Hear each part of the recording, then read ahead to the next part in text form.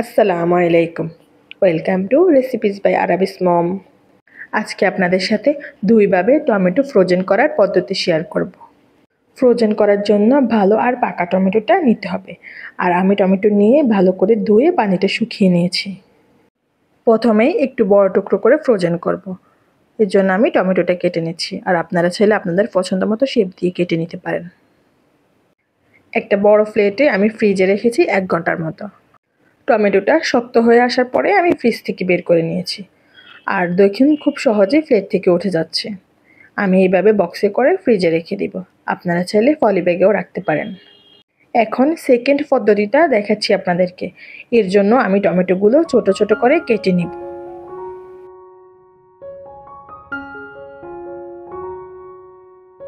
সবগুলো টমেটো আমার কাটা হয়ে গিয়েছে, আর আমি একসাথে সিদ্ধ বসিয়ে দিয়েছি।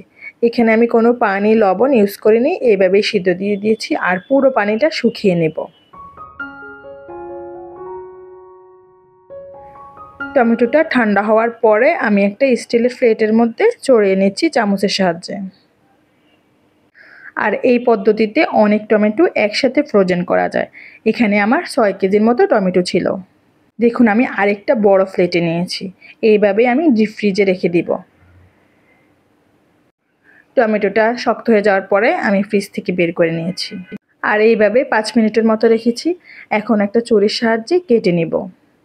আমি দুইটা সাইজেই কেটেছি, ছোট বড় করে। আপনারা চাইলে আপনাদের পছন্দ মতো শেপ দিয়ে কেটে নিতে পারেন।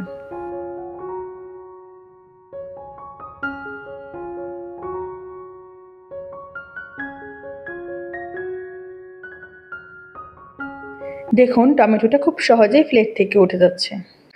এই টমেটোটা কিন্তু সিদ্ধ করার পরেও কালারটা চেঞ্জ হয়নি। আপনারাও এইভাবে কালারটা ঠিক রেখে টমেটো ফ্রোজেন করতে পারেন। আর আমি একে একে সবগুলো টমেটো কেটে একসাথে বক্সে করে রেখে দিব। এখানে আমি আরেকটা জিনিস শেয়ার করি। অনেকেই দেখি আইস কিউব করে রাখে, তবে এইভাবে যদি আইসের ট্রেতে আমরা রাখি তাহলে বেশি টমেটো একসাথে সংরক্ষণ করতে পারবো না।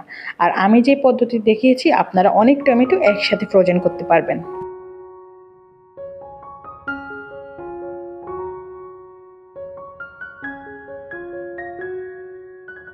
আপনারা যখন এটা রান্না ইউজ করবেন, ফ্রিজ থেকে বের করে সাথে সাথেই দেওয়ার চেষ্টা করবেন।